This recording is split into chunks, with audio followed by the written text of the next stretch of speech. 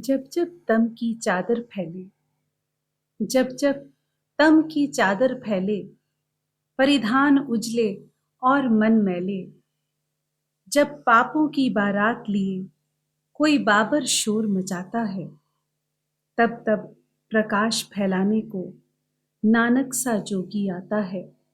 तब तब प्रकाश फैलाने को नानक सा जोगी आता है। दोस्तों, इसे जोगी कहूं कि फकीर कहूं, इसे गुरु कहूं कि पीर कहूं, इसे इलाही वाणी का झरना कहूं कि अध्यात्म का वैज्ञानिक पुंज कहूं, शायद इसे उसी तरह बयान नहीं किया जा सकता जिस तरह समंदर को किसी बर्तन में भरा नहीं जा सकता। इस नाम के साथ जुड़कर केवल मन की गगरी ही इसमें डुबोई जा सकती है, और जैसा भाव होगा गगरी उतनी ही भरेगी। आज मैं सुमन ठाकुर अल्फाज़े जज्बात के इस प्रोग्राम में आपके साथ नानक नाम की 2 गाथाएं साझा करने जा रही हूं, जो कि आपको एक गहरे दर्शन शास्त्र की सूझ के साथ जोड़ेंगी।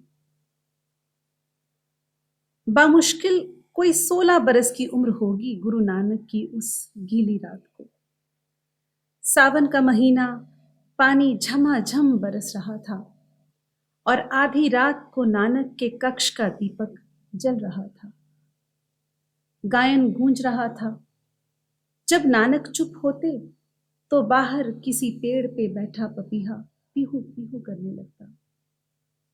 मां चिंतित हुई, नानक को पुकारा, सो जा मेरे लाल, रात गहरा गई है, आधी बीत गई है, अब तो सो जा, सुबह जागना भी तो है। मां, कैसे सोऊं मैं, देखो पपीहा जाग रहा है, अपने प्रियतम को पुकार रहा है, इसका प्रियतम तो यहीं कहीं होगा, अभी आ जाएगा। मेरा प्रियतम तो कई जन्मों से आंख मिचौली खेल रहा है, गाता हूं तो पास चला आता है, कैसे रुक जाऊं मां, क्यों ना ऐसा निरंतर गाऊं कि बस वही रहे और मैं खो जाऊं। और नानक का गायन प्राणों से उठने लगा, कहीं गहरे से शब्द गायन बनने लगे। और फिर वह दिन भी आया जब काली बेई की तरंगों में नानक गहरे में समा गए। लहरों के संगीत को नाद मिल गया और एक अद्भुत दिव्य सार देह के पोर पोर से उठने लगा। जब नानक 3 दिन बाद प्रकट हुए तो एक ओंकार की धुन बिखर गई। जिसने भी सुना वही मंत्रमुग्ध। उस इलाही नाद ने राम और रहीम के सारे भेद मिटा दिए।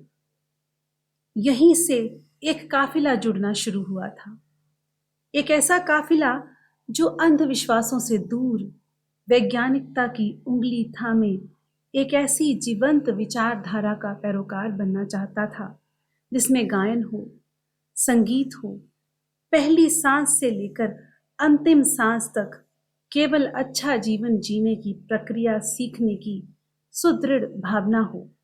और इन्हीं शिष्यों को एक नए नाम सिख से नवाज कर नानक अजीम गुरु नानक हो गए। जपुजी के जन्म के बाद बदले हुए नानक दिव्यता से भरकर महक उठे थे। नानक ऐसा विराट गुलाब हो गए थे कि जिसकी सुगंध चारों दिशाओं में महकने लगी थी। लंबी लंबी उदासियां करते हुए नानक जहां भी जाते फिजाएं महक उठती, खुदा का इलाही नाद बज उठता। और ऐसी ही एक सांझ को नानक मर्दाने के साथ सूफियों के एक गांव के बाहर डेरा लगा बैठे। गुरु नानक देव जी के जन्म से करीब 200 बरस पहले सूफी संत बाबा फरीद अपनी वाणी और करामातों से आबो हवा को महका रहे थे। बाबा फरीद जी सूफी काव्य के शिरोमणि भी माने जाते हैं। फरीद का जीवन कठिन तपस्याओं की अनूठी दास्तान है, जबकि नानक का जीवन संगीत और सुरों की अलबेली सरिता। एक तरफ फरीद ने एक बड़ा जीवन जंगलों में गुजारा और वनस्पति जगत के साथ सांझ डाली, वहीं गुरु नानक ने कुल इंसानी जात के हर तरह के व्यक्ति और जमात से वैचारिक रिश्ता कायम किया है। और इन्हीं नूरानी यात्राओं की श्रृंखला में वे सूफियों के एक गांव के बाहर डेरा लगाकर बैठ गए। ऐसा गांव जिसमें अभी फरीद की महक ज्यादा फीकी नहीं पड़ी थी। मर्दाने की रबाब झंकृत हुई और नानक की इलाही आवाज फिजा में गूंजने लगी। सूफी रंग, सुर्ख संगीत और रक्स का सुंदर सुमेल है। गांव झूम उठना चाहिए था, हर फरीद झूम उठे ऐसा होना चाहिए था, लेकिन हुआ कुछ और। अगली सवेर उस सूफी गांव के मुर्शिद ने अपने एक मुरीद के हाथ दूध से लबालब कटोरा गांव के बाहर उस कुएं पर भेजा जहां गुरु नानक और मर्दाना जी हरी रंग में रंगे संगीत में खोए हुए थे। कटोरा इतना लबालब भरा था कि एक और बूंद भी उसमें समा नहीं सकती थी। मुरीद ने नतमस्तक होते हुए कहा कि आपके हजूर में हमारे मुर्शिद ने ये नजराना भेजा है, स्वीकार करें। नानक शांत लबालब दूध से भरे हुए उस कटोरे को देखकर हल्का सा मुस्कुराए और फिर वहीं कुएं के पास की एक झाड़ी से एक छोटा सा फूल तोड़कर उस कटोरे में पड़े दूध में डाल दिया और बोले, जाओ अपने मुर्शिद को हमारी भेंट दे दो। कटोरा वैसे का वैसा उस सूफी मुर्शिद के पास पहुंच गया। अब केवल उसमें दूध नहीं था, बल्कि खिला हुआ महकता हुआ फूल भी था। उस कटोरे में लबालब भरा दूध एक छोटे से फूल के सामने तुच्छ सा दिखाई दे रहा था। इधर मर्दाने ने गुरु नानक से पूछा, ये क्या भेद था साईं? नानक मुस्कुराते हुए बोले, सुनो गुरसिख, सूफी मुर्शिद ने दूध से लबालब कटोरे से हमें ये संकेत दिया था कि यहाँ पहले से ही बहुत ज्ञानी और सिद्ध पुरुष मौजूद हैं, तुम्हारे लिए स्थान नहीं है। और मैंने उस फूल के माध्यम से ये संकेत भेजा है कि मैं भार रहित हूँ। कहते हैं कि वह सूफी मुर्शिद गुरु नानक के चरणों में पड़कर निहाल हो उठा। उसे यूं लगा जैसे 240 बरस बाद फरीद फिर से उसके सामने आ खड़ा हुआ हो और उसका और उसके सूफियों का दर्द मिटा रहा हो। साथ संगत जी, गुरु नानक का फलसफा चमत्कारों से दूर सरल और सहज दृष्टांतों के माध्यम से दिया गया गूढ़ ज्ञान था। ऐसा ही तो होता है हमारे जीवन में। बड़ी डिग्रियां ले ली तो हम श्रेष्ठ, और बड़े ओहदे पे आसीन हो गए तो हम श्रेष्ठ। बड़ी गाड़ी, बड़ा बंगला ले लिया तो हम श्रेष्ठ। ये कागजी डिग्रियां, ये नियमों, किस्मतों और भ्रष्ट ढंगों से मिले बड़े बड़े ओहदे, ये बड़े बंगले और करेंसी का ढेर, ये सभी इतने भारी होते हैं कि ये हमारी मिट्टी को भी भारी बना देते हैं और हम इस वहम में जीने लगते हैं कि हम श्रेष्ठ या सर्वश्रेष्ठ हैं।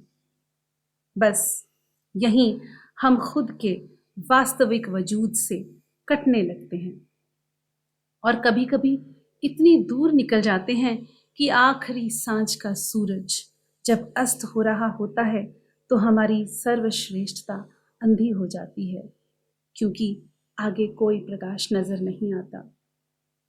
मिट्टी मोह से मैं जुड़ा, मिट्टी मोह से मैं जुड़ा, खुद से हुआ जुदा। मिट्टी मोह से मैं जुड़ा, खुद से हुआ जुदा। मक्का मेरा खो गया, मिला ना कहीं खुदा। मक्का मेरा खो गया, मिला ना कहीं खुदा। मुझे आशा है कि नानक नाम की इस महिमा से आपकी सांसें जरूर महकी होंगी, और मुझे ये भी आशा है कि मेरी ये गाथाएं आपके जीवन को पॉजिटिव एनर्जी देते हुए आपको नई राहें दिखाएंगी। और इन्हीं शब्दों के साथ मैं आपसे विदा लेती हूँ और धन्यवाद करती हूँ टेक वन फिल्म्स चैनल का, जिन्होंने मुझे ये मौका दिया।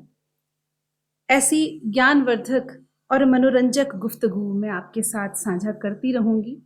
मेरी इल्तिजा है कि अगर आपको आज की ये नानक नाम की महिमा पसंद आई हो तो कृपया इस चैनल को सब्सक्राइब करें और मेरी इस वीडियो को ज़्यादा से ज़्यादा शेयर और लाइक करें।